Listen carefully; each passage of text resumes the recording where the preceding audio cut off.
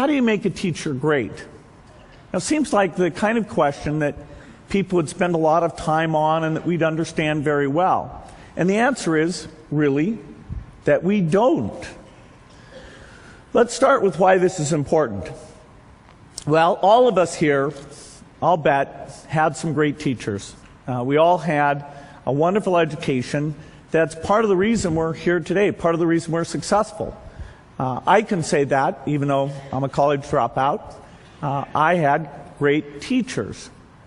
And in fact, in the United States, the teaching system has worked fairly well. There are fairly effective teachers in a narrow set of places. So the top 20% of students have gotten a good education. And those top 20% have been the best in the world if you measure them against the other top 20%. And they've gone on to create the revolutions in software and biotechnology and keep the U.S. at the forefront.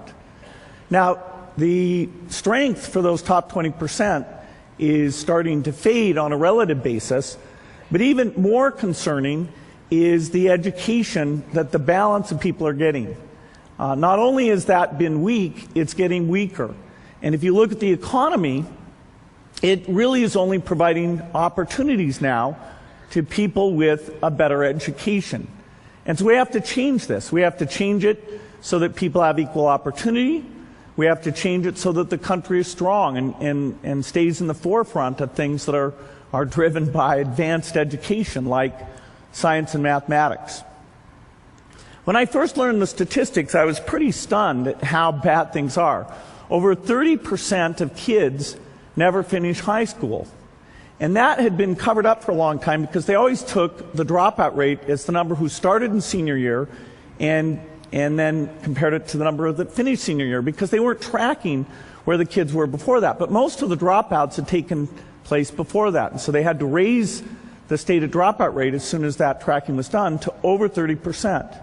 For minority kids, it's over 50%.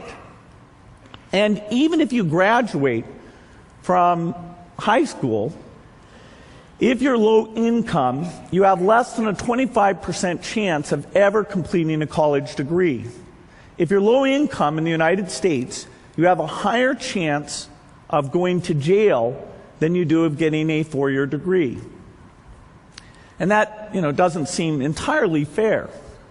So, how do you make education better? Our foundation for the last 9 years has invested in this. There's many people working on it. We've worked on small schools. We've funded scholarships. We've done things in libraries. A lot of these things had a good effect. But the more we looked at it, the more we realized that having great teachers was the very key thing. And so we hooked up with some people studying how much variation is there between teachers, between, say, the top quartile, the very best, and the bottom quartile.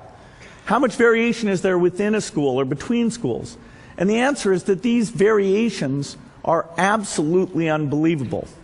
A top quartile teacher will increase the performance of their class based on test scores by over 10% in a single year. What does that mean? Well, that means if the entire U.S. for 2 years had top quartile teachers, the entire difference between us and Asia would go away. And within 4 years, we would be blowing everyone in the world away. So it's simple. All you need is those top quartile teachers. And so you'd say, well, wow, that's good. We should reward those people. We should retain those people. We should find out what they're doing and transfer that skill to other people. But I can tell you that absolutely is not happening today. What are the characteristics of this top quartile? What do they look like? You might think, well, these must be very senior teachers. And the answer is no. Once somebody is taught for 3 years, their teaching quality does not change thereafter.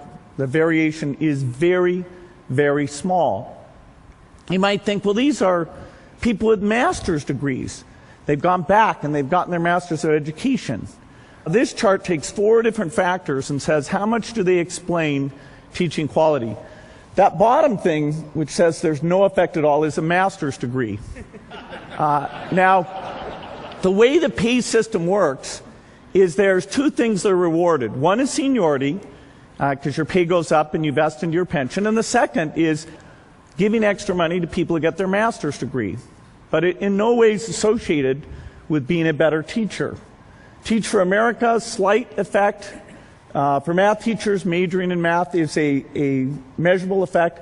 But overwhelmingly, it's your past performance. There are some people who are very good at this. And we've done almost nothing to study what that is and to draw it in, to replicate it, to raise the average capability, or to encourage the people with it to stay in the system. You might say, well, do the good teachers stay and the bad teachers leave?